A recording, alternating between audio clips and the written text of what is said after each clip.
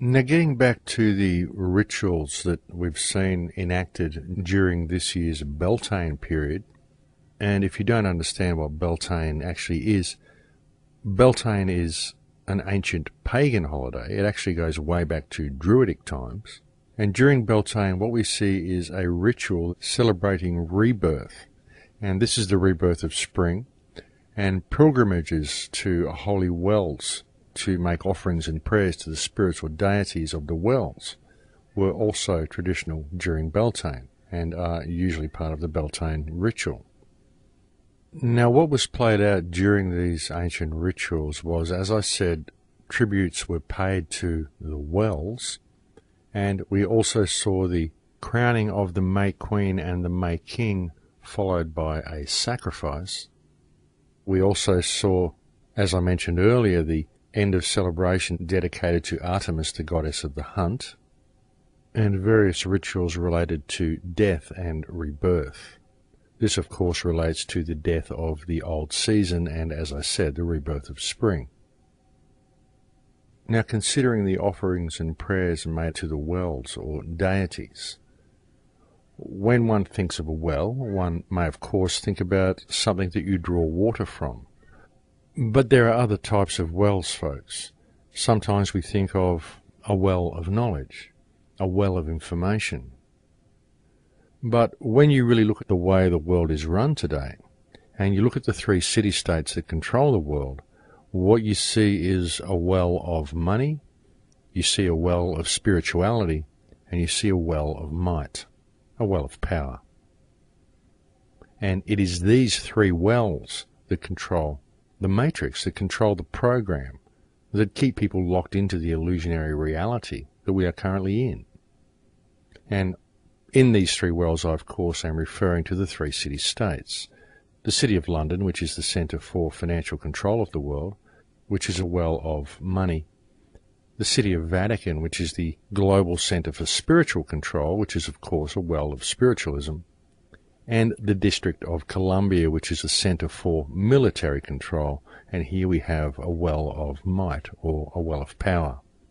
And wouldn't it be very strange, folks, if we saw rituals and ceremonies and prayers and pilgrimages and offerings made to these three wells during Beltane of this year? And folks, when we have a close look at Beltane this year, what we find are some very interesting things indeed.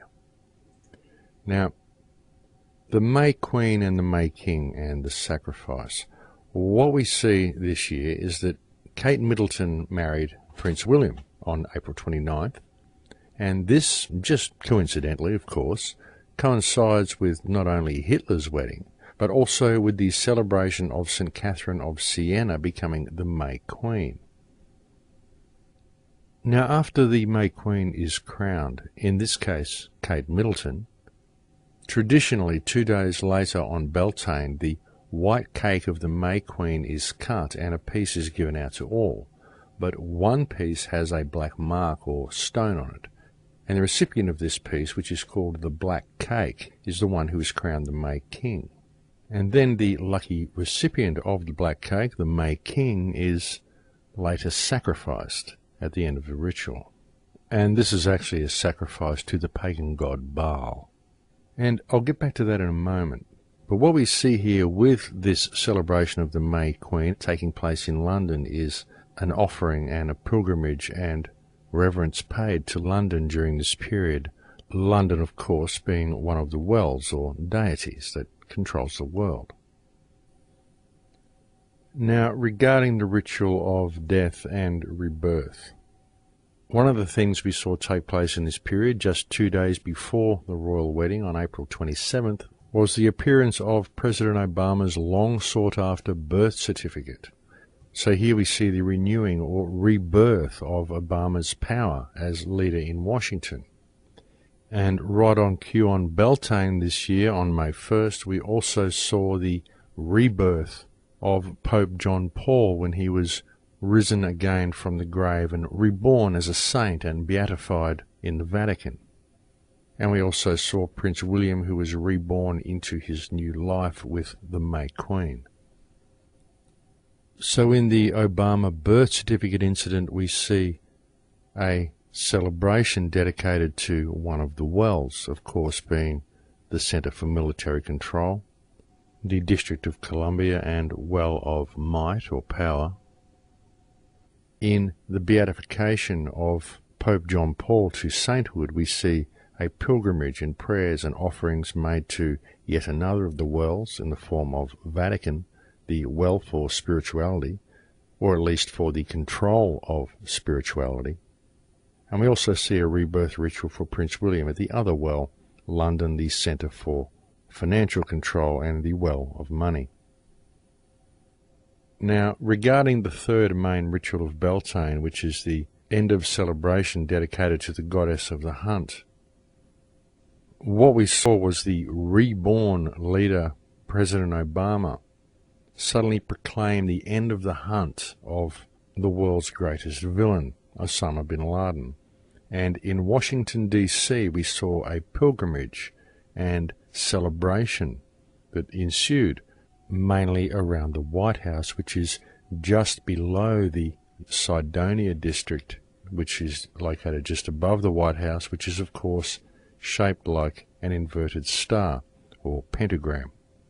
So again, we see the third main ritual of Beltane taking place, and we also see a pilgrimage and a celebration and an offering made to one of the wells.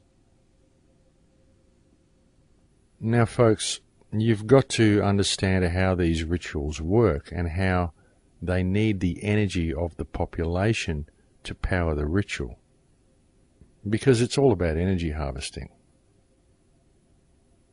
Now, all of these rituals that took place on or around Beltane, and all at just the right time, such as the celebration dedicated to Catherine of Siena and the crowning of the May Queen that took place 2 days before Beltane, all of these rituals were all very public, and all of these rituals were unknowingly powered and celebrated by the enthralled and therefore attending millions around the world via the attention these people paid to these events.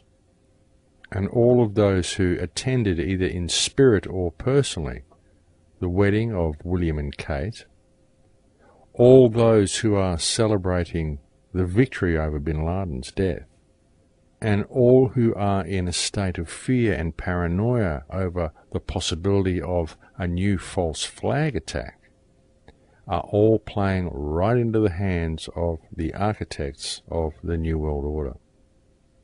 Because all of these people are feeding these rituals, and it is this energy that is required to perpetuate the matrix.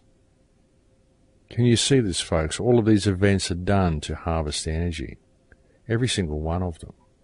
And of course, it may not yet be over. And I return now to the celebration of the May Queen and the May King and the sacrifice. Now, in this case, many may perceive Osama bin Laden to be the sacrifice that is required for the end of the festival of the May Queen and May King. But then I don't recall Osama bin Laden eating the traditional black cake. But very interestingly, at the royal wedding, it just so happens that William enjoyed a special groom's cake this year. Apart from the rest of the crowd, it was a black cake that was the same type of cake that was favoured by his mother Diana. And so this would indicate that Prince William is the May King. And this may also suggest that the ritual is not yet over, and that perhaps the sacrifice that we are going to see will be Prince William. Perhaps on May Day next year, or perhaps even as suggested by the late Rick Clay, we will see a major event happen during the 2012 Olympics in London. This would, of course, pave the way for Prince William to be the new solar deity for the next cycle. Diana would appear as the revered mother, the way we see Christ and Mother Mary being the solar deities for the last cycle. And the death of Prince William may possibly signify the founding of Zion, which is very likely to be the London Olympic grounds. and this is of course supported by the poem Jerusalem by well-known Freemason William Blake, in which he states, "I will not cease from mental fight, nor shall my sword sleep in my hand, till we have built Jerusalem in England's green and pleasant land." The word Zion itself translates as New Jerusalem, and after the amount of depleted uranium that's been dropped on Gaza, I certainly can't see them attempting to found any type of New Jerusalem anywhere near the vicinity of Old Jerusalem. And look, folks, by referring to Christ and the Virgin Mary then as the solar deities for the previous cycle, I'm not belittling Christianity in any way at all. I'm simply attempting to explain to you how these people operate. Because until you can step back and pull away the veil of any belief system that you have, you're never going to be able to see how things work and how this system is run. You're never going to be able to discover how the matrix works until you set aside all of your beliefs and begin to look at things holistically with a completely open mind. And I think it's about break time here now, folks, so that's a little bit for you to think about for the next couple of minutes, and I'll speak to you again after the break. Thank you very much for listening.